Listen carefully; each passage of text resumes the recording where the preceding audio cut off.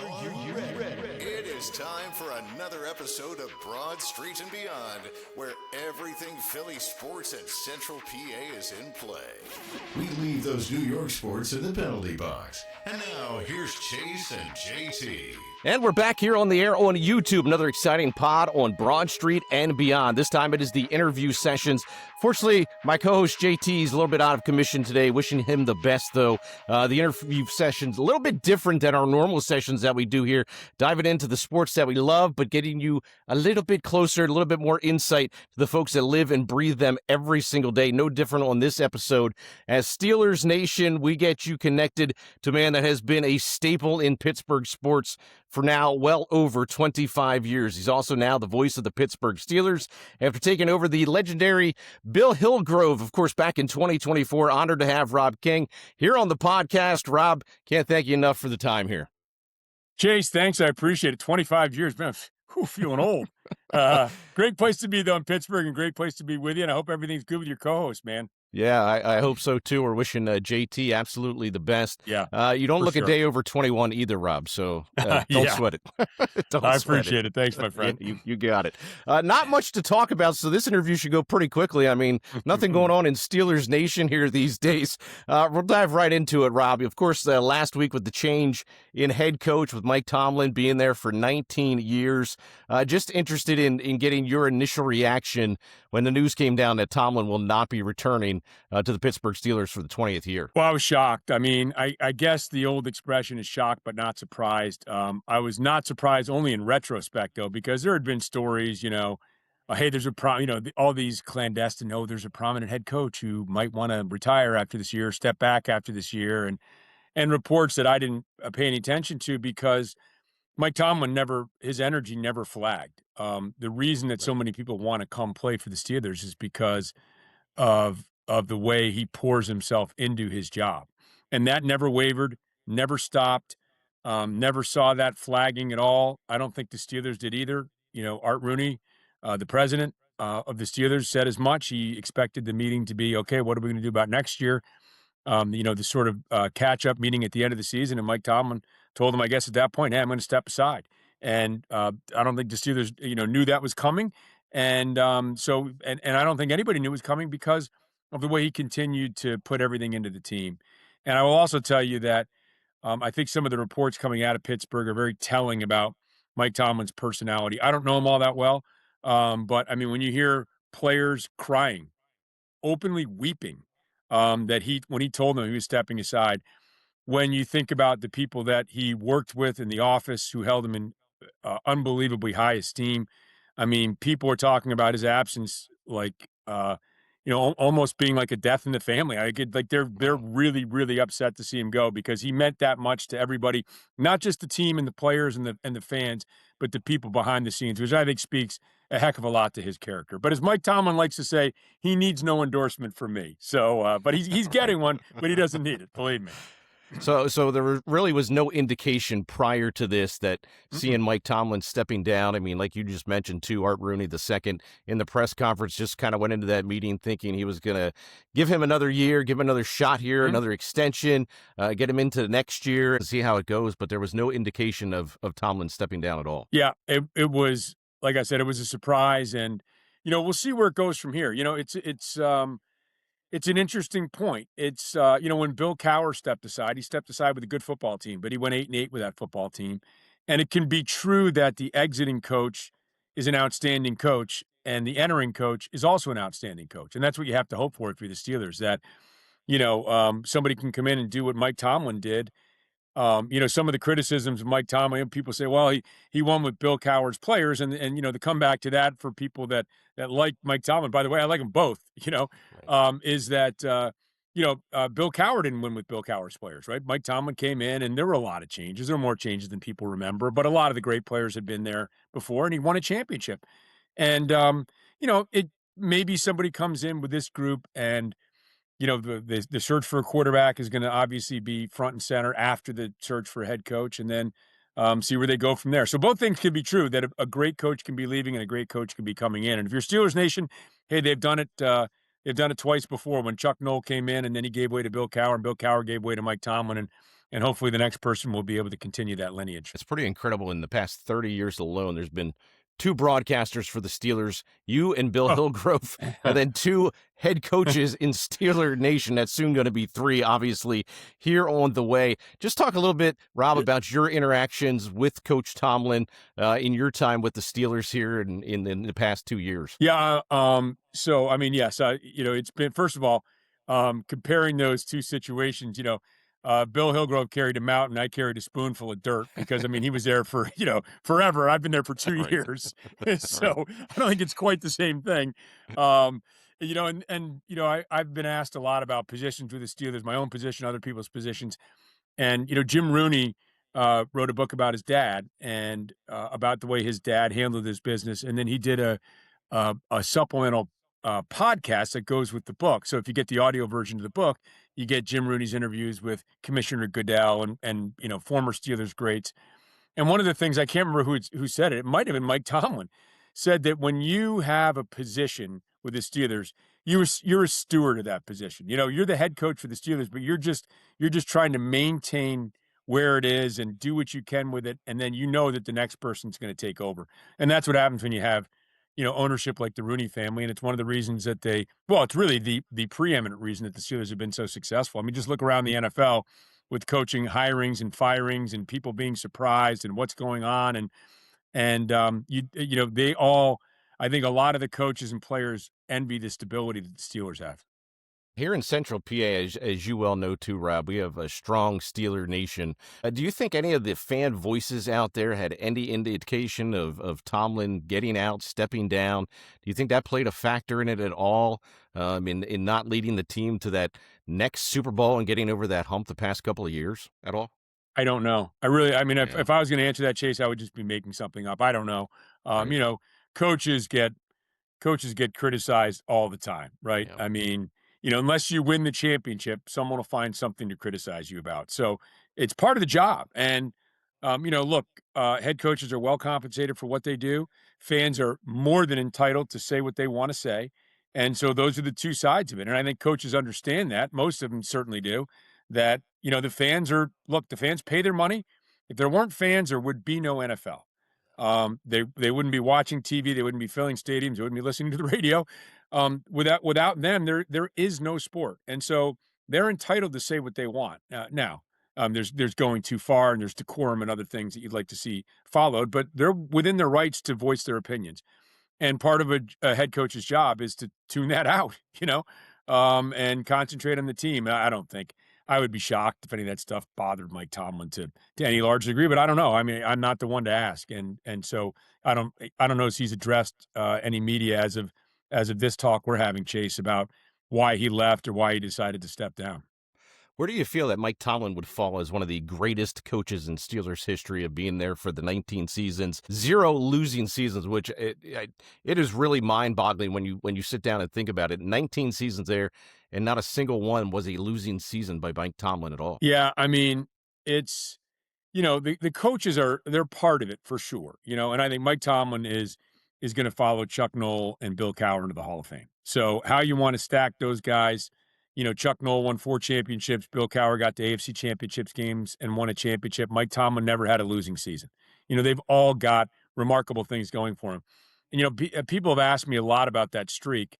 And, his 19 seasons were the bulk, all but 3 of that record streak of non-losing seasons. And, okay, I understand where people don't want to celebrate it, right? Because the Steelers standard is winning championships and winning Super Bowls, as difficult as that is to do. It's not about having a winning record and getting into the playoffs and that sort of thing. But it's a record, And if you don't want to celebrate it, it should be at some level, if you can take just a half a step back and look at it, appreciated. It's a record. It's never been done. It means every single season, your team's got a chance. Somebody wrote that and I believe it's true, he coached 1 game in his career, 1 game that was meaningless for the playoffs. The Steelers had already been eliminated. Wow. Every other game he coached in his career. Now, of course, every the first 8 games of every coach's season is, falls into that category until you're eliminated. But think about it. I mean, the Chiefs had 3 this year. He had 1 in his career. I mean, that's Impressive. To be in the fight every single year and to have hope every single year, I think that's a pretty significant accomplishment. Today, of course, is the anniversary 46 years ago when the Steelers won Super Bowl 14 over the Rams today, defeating them. And it seems like they're starting the head coaching search here today. Rumors out there, of course, they're going to interview Vikings defensive coordinator Brian Flores today. Also, maybe tomorrow, Mike McCarthy from the Cowboys. Any direction that you have heard about or see of the next direction that they could go here for a Steelers head coach? I don't, and I don't, it's funny because, and I think I find myself falling into the same category, Chase. People say, well, the Steelers usually hire a guy in his 30s who's defensive minded. Right. They've only hired 3 guys in 56 years. I don't know if we Right, can yeah. glean a trend from 3 hirings in Right. 56 years, Yeah. And Art Rooney was certainly involved in the last couple of hirings. Dan Rooney was really kind of at the helm, although, the chief was there for the hiring of Chuck Noll. And then I think the younger Dan Rooney is going to be part of this as again, you see this transition and stability. The only thing I'll say is whether the coach is young or old, offense or defense, he will be somebody that I believe is going to be a cultural fit for the Steelers and is going to embody what they want to do, which is play tough-minded football.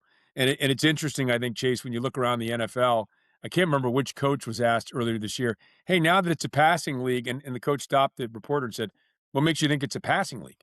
Just look at last year with, the return of the running back, right? Yep. Saquon Barkley and Derrick Henry, and then they both got big contracts in the offseason, and you look at the teams that run the football, 3 of the top 12 running teams in the NFL are 3 of the last 4 teams standing, teams that stop the run. Those are things that the Steelers value. So if you're going to be a head coach, I can't see somebody coming in and saying, hey, the way you do things, I'm not a fan of that. I want to blow it up and go, 5 wides and fling it all over the field. I don't think that is, I don't think, and again, I'm not, no one's consulting me in the hiring process, Chase, but I don't think that's the way it's going to go. I think it's going to be somebody that aligns with their philosophy and their values. And I think that whether that is a offensive or defensive coach, whether that's somebody who's 35 or 44, or maybe they go different and grab a senior coach for a couple of years. I don't know.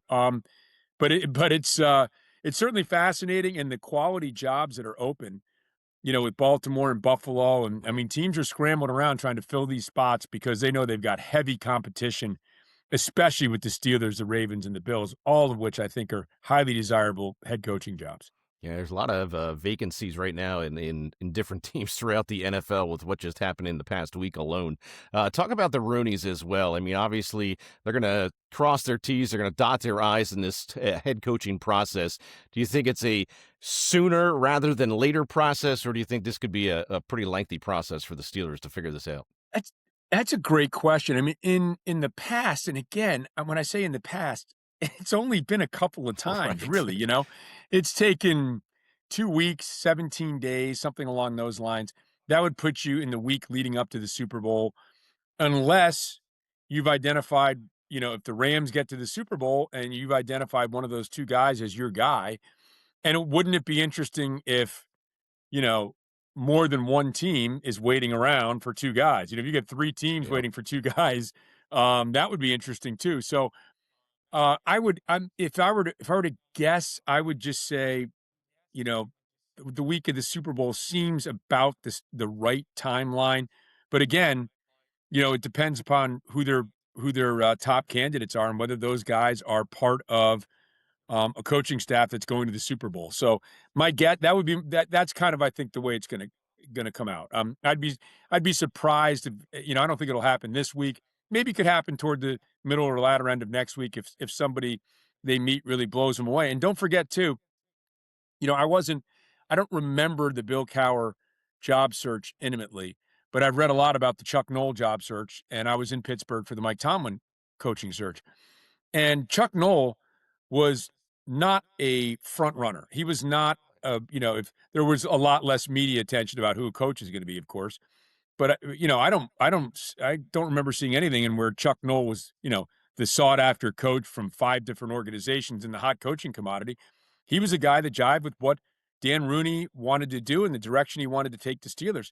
And I think Mike Tomlin was the same way. Mike Tomlin, when they hired Mike Tomlin, there were talk about, oh, you let this guy slip through the cracks and that guy slip through the cracks and this guy's got experience and that guy's got experience. Well, 19 years later, I think they're pretty happy with that hire. So, we could be talking about, hey, this guy's got a great looking resume, but it may come down to, and I think a large part of it is going to be the feel for the man and his fit in the organization. It's going to be an interesting offseason here for the Pittsburgh Steelers as they continue their head coaching search here and replacing a guy that's been there for 19 years and a very successful head coach in the National Football League. Switching gears to the season that was for the Pittsburgh Steelers, of course, sneaking into the playoffs this year, beating their rivals, the Ravens, there on the last game of the year, getting into the playoffs, getting ousted in the first round. Jalen Warren had a great season. Aaron Rodgers, a very productive first season there with the Steelers. How do you sum up the Steelers' season this past year? So I think that, it's interesting that, some fans are throwing their hands up in the air and saying, well, another 10-7 season. Well, I remember being at the beginning of the year, and I stumped about this quite a bit with Max Starks on our radio show, that I was shocked, and I talked about this with local writers too, a lot of them. I was really shocked that pretty much nobody that I saw picked the Steelers to make the playoffs. And I was really stunned by that. I'm like, let's see, well, we've got a coach that's never had a losing season. You were 10-7 a year ago. You're better at quarterback. You traded for DK Metcalf, and you have not only this year's draft class, but your first rounder from last year, Troy Fautanu, who basically didn't play, and your third round pick, Roman Wilson, who basically didn't play. Now, Roman Wilson and Logan Lee dressed some games. Roman Wilson didn't have the I'll be interested to see if he has a bigger impact next year. For some reason, he didn't get a lot of playing time. But I thought all along, I thought they were a playoff team. My guess was 10 or 11 wins, and my guess was a playoff victory. That's what I thought the Steelers were going to accomplish. So I think I was a little closer to what the Steelers wound up accomplishing than pretty much anybody I read. Like I'm still mystified as to why nobody thought they're going to make the playoffs. Now you could come back and say, well, if kid makes a 44-yard field goal, they don't make the playoffs. That's true. But they did make the playoffs. So I think it was a strange season. This has been a very strange NFL season. There's no super team. Just when, Max and I would go through the power rankings every week just for fun. Hey, what does ESPN have them ranked? What does The Athletic have them ranked? What does NFL.com have them ranked? And it seemed like as soon as somebody got anointed, they got thrashed by some low-level team. You're like, what is going on here? I remember at one point I said, I would not be surprised if any team between 1 and 20 made the Super Bowl. And the 20th team at that time was Houston. There's just so much balance. So the Steelers fought through that balance. I think they had a better year than people thought, but it's ultimately not the kind of season that they wanted. I do think some young guys developed. There's a notion out there, Chase, that, the Steelers' job, well, if it wasn't for the stability, it's not that attractive of a job because it's an aging roster. Well, I would say this. I understand the quarterback situation, right? Where's the young quarterback? Where is the Caleb Williams? I'm sure in Tennessee, they're thinking to themselves, hey, we have Cam Ward. Why can't we be Chicago next year? We've got some pieces on the offensive line. We have a lot of cap room and a coach saying, hey, that looks like a good situation to me. Let me jump on that. I think the Steelers have quietly built a much more solid roster than people outside of Pittsburgh understand, and maybe even some people inside of Pittsburgh. This is my own belief. I could be wrong, but I think that they have 4/5 of a very solid offensive line, all young, a lot of pieces on the defensive line that are young, some emerging pieces in the secondary who are young or going into their prime. I just don't see a ton of holes except for the need for the most important position in all the sports. What are they going to do at the quarterback position? That's the uncertainty. Is it Mason Rudolph's time? Do you go out and get somebody else? Do you get a veteran? Are you in on Malik Willis if he becomes a free agent? Is there a quarterback in the draft you really like? Those are the questions that that are going to be, facing the Steelers as they head into the offseason, as they, acquire a coach and move on. But I still think it's a very solid roster. I thought they accomplished what I thought they were going to accomplish. I thought there was a little more there. Um, but all in all, I think it was another solid season. And again, I would urge people, if they don't think that, to go back and look at the preseason prognostications, because nobody had them going to the playoffs. And you say it was a funny season too. I mean, when you look at it, their leading wide receiver was Kenny Gainwell for a good portion of Right. the season there in Pittsburgh, a former Philadelphia Eagle. Their defense at times was rock solid. Then they also had their inconsistencies all season on that defensive side. What did you see from the Yep. defensive side of the Steelers this season, Rob? Well, they got off to a really poor start, and they were gashed in some games in the running game. And then they got better as the season wore on. Derek Harmon, I thought, made a big improvement on the defensive line against the run. And by the way, when I say the team is not that old, hey, some of the veterans, TJ Watt, Jalen Ramsey, and in particular Cam Hayward, had very good seasons. Cam Hayward was outstanding down the stretch. I mean, just incredible. But I also think Keanu Benton took a step forward. Derek Harmon took a step forward. Peyton Wilson at the linebacker position. I think, Joey Porter Jr., I thought, had an outstanding season. Probably a little overlooked. Probably needs to get a couple more picks to start making Pro Bowls, but he played at a Pro Bowl caliber, I thought, for sure, for the Steelers. So there were some, the way I put the season kind of in general, Chase, was this: that if I gave you one list of statistics that the Steelers had going for them, hey, here's where the Steelers defense is in sacks and turnovers, right? Just take those two categories, which have been the lifeblood of Steelers defenses for years. And they and the Rams are the only two teams to have, whatever it was, 20 plus turnovers and 40 plus sacks. I can't remember the exact statistics now. So the Rams were giving up 17 points a game. They had at the time when I saw that statistic, I think they had the second best defense in the league. But then you look at other statistics and so you think, okay, well, they've got to be elite based on those statistics. Yeah. Then you look at other statistics and say, well, not very good over here. Are they going to be in the, thinking about the number 3 pick overall in the draft? It was very strange. I thought the whole year was kind of like that, offensively and defensively, just things that seemed to be diametrically opposed to each other in the statistical column. And I think we saw it play out in the football field. This was another one that boggled my mind. In 4 games this season against top quality opponents, Seattle, Chicago, Green Bay, and Buffalo, the Steelers had the lead at the half and got the football to begin the second half and lost all 4 games. I mean, that's not easy to do. That's why you defer to get the ball. Against Green Bay, they were up 2 scores and they lost. I mean, they had to score late to make it 35-25. So it was just strange. I mean, and we're talking about, Seattle's, Final Four team, Buffalo came within a play of being a Final Four team. I mean, there's just, it was a strange year in a lot of different ways. Things that just statistically you just don't see very often.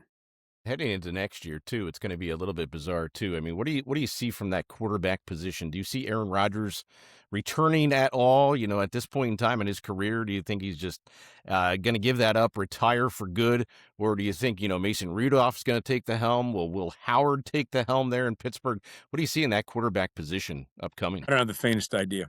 I really don't. It's an honest answer. I would guess that, again, just from their actions, the way they acted this year, and again, a new head coach might come in and have a coaching staff, they might have a completely different view. But it felt like they thought, we've got a really good number 2 quarterback in Mason Rudolph and a really interesting developmental quarterback in Will Howard. Now, Will Howard has never taken a snap. He didn't take a snap in the preseason because he was hurt, and he didn't take a snap in the regular season. That's a long way to go from there to starting NFL games. I suspect that they will be looking for a quarterback on the outside. Nobody's told me that, but just their actions and the contract they gave to Mason Rudolph, I think, they saw a couple years ago, Mason Rudolph won him 3 games down the stretch and got him into the playoffs. He's a valuable player. Do they see him as a starter? I don't know. I mean, the actions would tell me that they're going to look outside because that's what they've done over the last several seasons, a couple of which they had Mason Rudolph in house. So my guess is they'll be looking for somebody probably in free agency. I don't know whether Aaron Rodgers would come back. I know that the players, once again, you talk about perceptions from the outside, and the perceptions on the inside can be totally different. And give me the Right. perceptions on the inside every time. The reports of the players, all first of all season long, you talk to the players, and they loved playing with Aaron Rodgers. And in the newspaper reports, like they're not really newspapers, I guess, online reports, whatever they are, Right. of the players all saying how much they loved playing for Aaron Rodgers. I mean, that tells you a lot. So would he want to come back here? I don't know. It felt like Mike Tomlin was a big part of his attraction, but maybe he grew to love what was here too, or maybe he's just had enough. I don't know. Again, I can't speak for him. I'll tell you what. There were times this year. Look, he said, look, a couple times, hey, you didn't move that well. Well, I'm 42. Sometimes you wake up in the morning, you don't move too well. Right. There were times, or there were games, there were moments within games where if if you slipped that play into a Aaron Rodgers highlight film from 15 years ago, it wouldn't have looked out of place. I mean, he made some remarkable throws. I think his arm talent is still unique. But that's a decision he has to make. And he took a while making his decision last year. So again, that might be a factor too. Maybe somebody says, hey, we got to get a quarterback in here. I don't know, Chase. It's all up in the air. I mean, it's so soon after the season ended. It doesn't feel that way for fans, right? Yeah. Hey, it Yeah. just ended. We got to get, Yep. that was a month ago that we lost. We got to get a coach in here and we got to get a quarterback. And so we'll see. We'll see how all that plays out. Before we move into another sport that you know a lot about, which is baseball, I got to get your prediction on the Super Bowl. Who you think's going to be in the Super Bowl, and who may take the Super Bowl championship this year as well? Well, it's easy to say New England, and I'm Yeah. going to go with easy. Stidham hasn't thrown a ball in a game in a couple years. Now they've got a great coaching staff and a terrific team, so they may find a way to get into the Super Bowl. They may find a way to win the Super Bowl. I don't want to sell them short, but I'm going to pick New England in that game. Rams in Seattle. Oh my gosh, I just think that's going to be another incredible game. I think I'm going to give the edge to the veteran quarterback in Stafford. And so then if I'm going to ride that, so now I'm picking two road dogs. Okay. Well, I think that New England's actually a favorite in that game. I don't really pay attention to that kind of stuff, but so I would say I'm going to go with the veteran. I'm going to go with Stafford and the Rams. The Rams. So I think but I can't wait for that Rams Seattle game. Naturally my interest is a little bit more in the AFC than the NFC, and I'm on the edge of my seat for those AFC games. But I think that Rams Seattle game is just going to be one for the ages. And by the way, the playoffs this year have been incredible. Best wild card round I can ever remember. And then the games this past weekend were terrific as well. So hopefully that'll carry on right through the Super Bowl. Yeah, they've been pretty wild, and you mentioned it too. I mean, this season has been all over the place. There hasn't been one clear-cut team that has taken over, and you could say to yourself, "That's the team that's going to win the Super Bowl." Right. You wouldn't be surprised if any of these teams would win it all this year. That's in the NFC and AFC championship games coming up this year. Right. I totally agree. I mean, even Denver, I might raise an eyebrow now with the injury to Bo Nix, and how unfortunate is that? But again, I can't sell them short. Great defense, winning culture. They've been a good football team for a couple of years now, and they've got a great coaching staff. So, I mean, they would be, to me, they would have the longest odds right now because of the injury at the quarterback position, but I wouldn't sell them short. I can't wait. I'll be glued Yeah. in front of the TV. Guarantee you. Yeah. And another sport that you are very close to is baseball. You did Pittsburgh Pirates, pregame, postgame shows. Also did the play-by-play for a number of different years for the Pirates. Just talk a little bit about the Pirates. A young team trying to build, some characters around Paul Skeens. Obviously what happens with Paul Skeens down the road when his rookie contract ends there in Pittsburgh. What do you see here coming up in spring training for the Pirates and going forward as we get into the season? I can't wait. I mean, I think they've made some really interesting pickups. I don't think they're finished. I think they're going to look for one more bat. Lau and O'Hearn for sure are improvements. I think Garcia, the guy that got from the Red Sox with the nickname Password, which I think is one of the greatest nicknames of all time. I guess his brother's like username or something. He's also got Nice. an That's funny. unusual name, which is I think you love those things. But they've and don't forget they got Flores last year in the Bednar trade. They've got a couple lefties to throw into the bullpen. They're going to need, I think, probably one more starting pitcher, and they're going to need, I think, one more bat, probably on the left side of the infield. I think they're still looking for that, maybe a third baseman if they can find one, and if they can find a good, solid veteran left-handed starter. Jared Jones will be coming back at some point this season. They've still got a few good arms at AAA, maybe more bullpen guys and starters, but Skeens and Chandler and Keller at the top, Ashcraft, they've got a lot of talent on this team. And I think it's going to be interesting too about the bullpen. David Bednar to me was a big loss. And, Dennis Santana has ice water in his veins, and you hope some of the other guys can emerge as setup men to support him. I think he'll be okay. And hopefully the guys supporting him will be okay as well. And you had a couple of talented lefties that throw 100 coming out of the bullpen. I think there's going to be a couple more moves made, but I think it's going to be a really, really interesting season. I think they're demonstrably better than they were a year ago.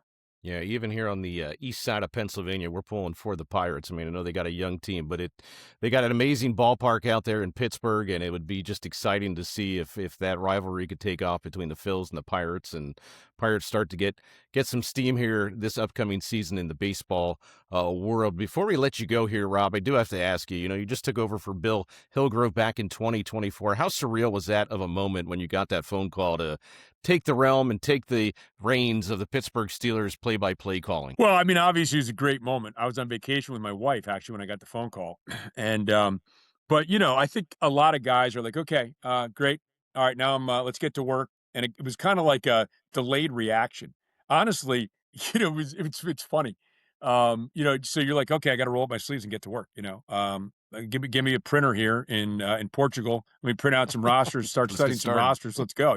Now I went to mini camp, and I figured, hey, listen, I can memorize the Steelers roster, and if I don't get the job, so what? I know I've got the Steelers roster memorized. But so you're thinking about all those things, and I think probably the first time that I felt sort of an overwhelming sense of joy was it was unfortunately a loss, but I walked into the Cleveland game on Thursday night, and I was like, I don't know why it hit me then, but so did it hit me? It didn't hit me right away. It hit me like 5 months later.